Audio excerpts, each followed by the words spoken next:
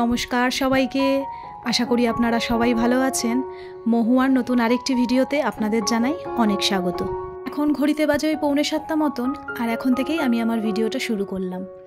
সকাল থেকেই শুরু হয়েছে মুষলধারায় বৃষ্টি, আর এই বৃষ্টির মধ্যেই আজকে ডোডোকে স্কুলে পাঠাতে হয়েছে, কারণ আজকে ডোডোর ওই ছোটোখাটো কিছু ক্লাস টেস্ট আছে, সেই জন্য। তবে স্কুল যাওয়ার সময় অতটা পরিমাণে বৃষ্টি ছিল না, হালকা বৃষ্টি হচ্ছিল, কিন্তু এখন ভালোই বৃষ্টি হচ্ছে।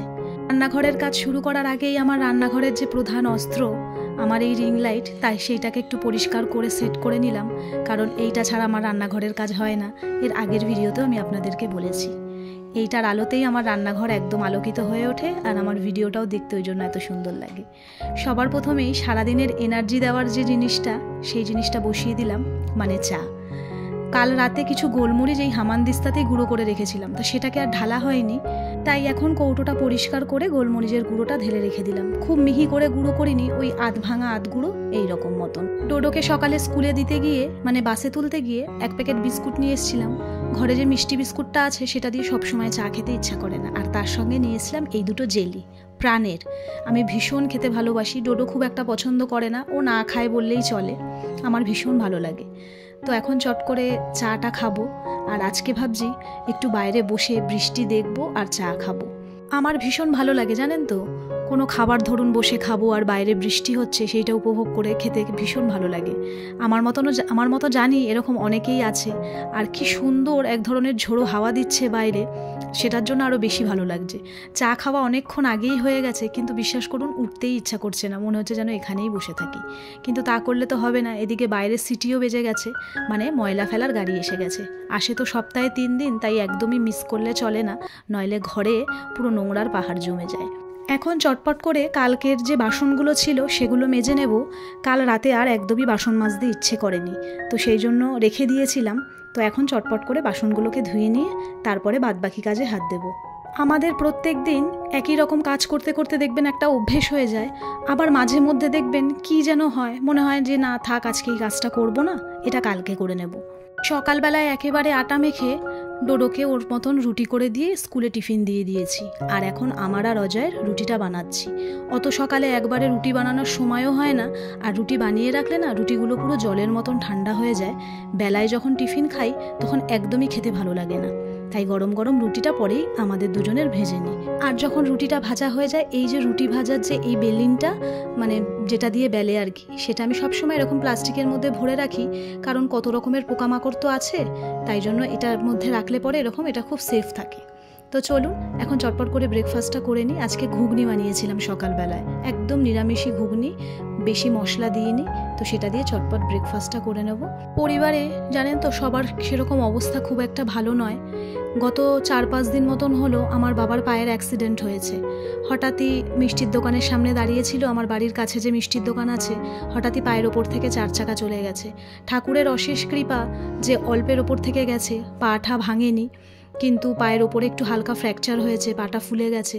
তার মধ্যে আমার মায়ের বেশ কয়েক বছর ধরে হাতে একটা ছোট্ট সিস্ট হয়েছিল, তা সেটাও এখন অপারেশন করতে হবে। তো সব মিলিয়ে মিশিয়ে না খুব একটা বাজে পরিস্থিতির মধ্যে দিয়ে যাচ্ছি। মাকে নিয়েও দৌড়াদৌড়ি করতে হচ্ছে হসপিটালে, হয়তো এর মধ্যেই অপারেশনটা করিয়ে নেব, কারণ আমি চাইছি পুজোর আগেই অপারেশনটা করিয়ে নিতে, তাহলে মারও কোনো অসুবিধা হবে না, আর মাকে যে আমরা দেখভাল করব আমাদেরও সেরকম কোনো সমস্যা হবে না। আমার বলুন বা আমাদের বলুন, আমাদের কারোরই মাকে ছাড়া আমাদের একদণ্ডও চলে না। যেমন আমার বাবা, আমার ভাই, আমি, আমাদের সব কিছুতেই আমার মাকে দরকার হয়। বিশেষ করে আমি কোথাও তো মাকে ছাড়া চলতে পারি না, আমার সব কিছুতেই আমার মাকে আমার প্রয়োজন হয়। তাই মায়ের কোনো কিছু হলে না মন মেজাজটা একদমই ভালো লাগে না। দিন থেকে শুনেছি যে মায়ের হাতটা অপারেশন করতে হবে, একটা ভেতরে কেমন যেন টেনশন কাজ করে যাচ্ছে। কদিন আগে মাকে নিয়ে গেছিলাম ও ব্লাড টেস্ট করতে, আবার আজকে যেমন মা গেছে ডক্টরটা দেখাতে, ব্লাড টেস্টের রিপোর্টগুলো দেখাতে। আজকে আমি যেতে পারিনি মায়ের সাথে, তো জানি না কি হবে। ঠাকুরের কাছে প্রার্থনা করি সব কিছুই যেন ভালোই ভালোই হয়ে যায়। তার মধ্যে বাবার পাটারও এরকম পরিস্থিতি, হঠাৎ করে এরকম দুর্ঘটনা ঘটে গেছে। বাবাও খুব একটা যে ভালো মতন হাঁটাচলা করতে পারছে তা নয়, আর বাইরে তো একদমই বেরোতে পারছে না বাবা, ঘরেই থাকে, আর ঘরের মধ্যে ওই হালকা হালকা করে হাঁটাচলা করছে। যাই হোক, অনেক কথাই বললাম, আপনারাও প্রার্থনা করবেন যেন আমার বাবা আর মা খুব তাড়াতাড়ি সুস্থ হয়ে ওঠে। আর আপনাদের সাথে কথা বলতে বলতে আমার ঘরের অনেকটাই ক্লিনিং আর ডাস্টিংয়ের কাজটা হয়ে গেল। আজকে টিফিন করে রান্নাবান্না সেরে তবেই ঘরের কাজগুলো সারতে এসেছি, ওই জন্য মাথায় আর কোনো চিন্তা নেই, ধীরে সুস্থেই কাজগুলো করছি। আজকে ভাবলাম টিফিনটা করে একেবারে রান্নাবান্নাটা সেরে নিই, যেহেতু ডিম রান্না করেছি আর বাজার থেকে মাছ আনার কোনো ব্যাপার ছিল না যে কখন মাছ আসবে কখন রান্না করব, তাই জন্য আজকে তাড়াতাড়ি করে রান্না করে নিয়েছি।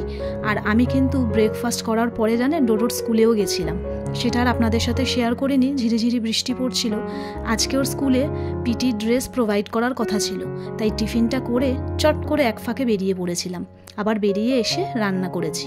আর আজকে ওই বাড়িতেও একটুখানি রান্না পাঠাবো, কারণ মা যেহেতু আজকে ডক্টর দেখাতে গেছে আবার এসে রান্না করবে, তাই মাকে বলেছি আমি এখান থেকে তরকারি পাঠিয়ে দেবো, আর মা সকালবেলা ভাতটা এখান থেকে করেই গেছে।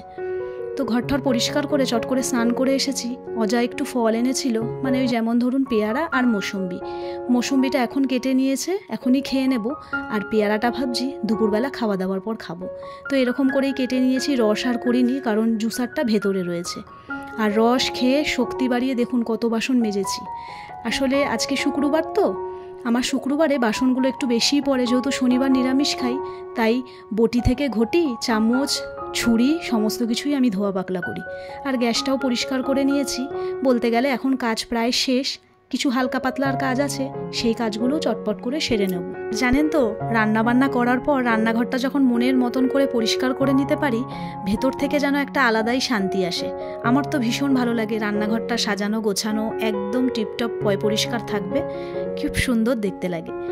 তো জিরের কৌটোটা ধুয়ে দিয়েছিলাম, তাই ভাবলাম জিরেটা এখন চট করে ঢেলে দিই। বর্ষাকাল, সব জিনিসই কেমন যেন একটা ছাতকুড়া টাইপের পড়ে যাচ্ছে আর গন্ধ বেরোচ্ছে, তাই এখন আর জিরেটা ভাজবো না, পরে ভাবছি জিরেটা হালকা গরম করে রেখে দেবো, তাহলে আর সমস্যা হবে না আর নষ্টও হবে না জিরেটা। আর এখন এই ছোট্ট মতন আর একটু কাজ রয়েছে, মানে এবেলার মতন বলতে গেলে এটা শেষ কাজই, এখন এই কাজটা করে একটু বিশ্রাম নেব। অনেক সবজি নিয়ে এসছে, সবজিগুলো এখন গুছিয়ে রাখি, যেমন ধরুন ওই চাল কুমড়ো, বেগুন। চাল কুমড়োটা আমি আনতে বলেছি, অনেক দিন চাল কুমড়ো খাই না, লাউ তো প্রায় খাওয়াই হয়, তাই ভাবলাম চাল কুমড়ো নিয়ে আসলে ইলিশ মাছের মাথা দিয়ে চাল কুমড়ো বানাবো। পটলটা প্রথমে এর মধ্যে ঢালছিলাম, জানেন তো, দেখলাম হলো না, এত পটল নিয়ে এসছে, 3 জন মানুষের মনে হচ্ছে 1.5-2 কেজি মতন পটল নিয়ে এসছে। যাই হোক, চলুন আজকের মতন ভিডিওটা এখানেই শেষ করব। আশা করি আপনাদের ভিডিওটা ভালো লেগেছে। ভালো লাগলে আপনাদের কাছে আমার একটা রিকোয়েস্ট, অবশ্যই কিন্তু একটা কমেন্ট করে জানাবেন। আপনারা কমেন্ট করলে বিশ্বাস করুন ভীষণই ভালো লাগে। খুব তাড়াতাড়ি দেখা করব আপনাদের সঙ্গে নতুন আরও একটা ভিডিওর সাথে। ততক্ষণের জন্য আপনারা সবাই ভালো থাকবেন, সুস্থ থাকবেন আর নিজেদের খেয়াল রাখবেন। টাটা।